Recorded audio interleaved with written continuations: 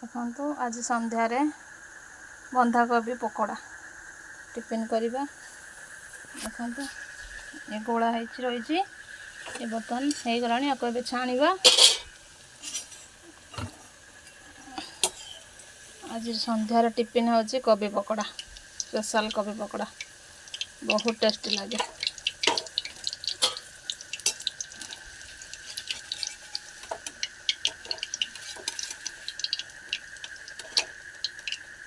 ଏখানে କେତେ ସୁନ୍ଦର ଦେଖାଯାଉ, ଦେଖନ୍ତୁ ଆଉ ପୁରା କ୍ରିସ୍ପି ବି ହେଇଛି।